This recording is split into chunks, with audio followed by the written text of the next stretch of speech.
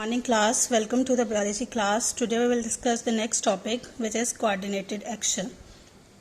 Okay, coordinated action basically performed by 5 components, which is stimulus, receptor, coordinator, effector and response. Okay, so these 5 components produce a certain action which is called as coordinated action, and we will discuss these steps one by one. First is the stimuli. Stimuli basically is the any change in the environment, external and internal, which can provoke a certain response in an organism. It is called as stimuli. Okay, factor that produce a certain response in an organism, that factors are called as stimuli. For example, when we touch a snail produces a certain response. In this case, response is produced by touch. So touch is the stimuli. Another example, for example, sunflower always moves towards sunlight, and because of light it moves in. That's why in this case light is the stimuli. So stimuli are the different factors that can bring a certain response in a living organism. There are some other examples of stimuli too, like heat, cold, pressure, sound waves. Okay, microbial infections, presence of chemicals. These all can bring a certain response in an organism. So these are all stimuli. Okay, the next component is the receptor. Okay, receptors basically they may be cells, tissues or organ, and these are basically special organs that can detect a certain stimuli. Okay, for example, sound wave is detected by our ears. So in this case, ear is the receptor. Light is detected by eyes. So eye is the detector. Chemicals in air are detected by nose. So in this case, nose is the receptor. So receptors are the organs, tissues or cells which detect stimuli. So okay, so we can define receptors: the organs, tissues or the cells which are specifically built to detect particular type of stimuli is called the stimuli. Okay, and the next component is the coordinator. Coordinator basically is the organ that receives information from receptor and send messages to a particular organ for proper action.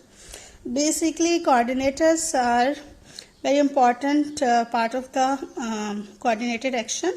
We have discussed there are 2 types of coordination. In nervous coordination, basically brain and spinal cord is the coordinator. Okay, and in chemical coordination, endocrine gland, okay, they act as a chemical coordinator in chemical coordination. So basically what happens in nervous coordination, brain and spinal cord are the coordinators, and they receive information from receptors. Okay, and they send it into the various part of the body in the form of nerve impulse. Okay, these are the nerve impulse are created. Okay, then in endocrine nervous, in chemical coordination, endocrine glands are the coordinator. Okay, in this case what happened, they receive information in the form of various chemicals. These are the chemicals, and they receive information from these chemicals. Okay, and then they send message to different effector organs by secreting hormones. Their hormones are secreted. So there are 2 types of coordinators. In nervous coordination,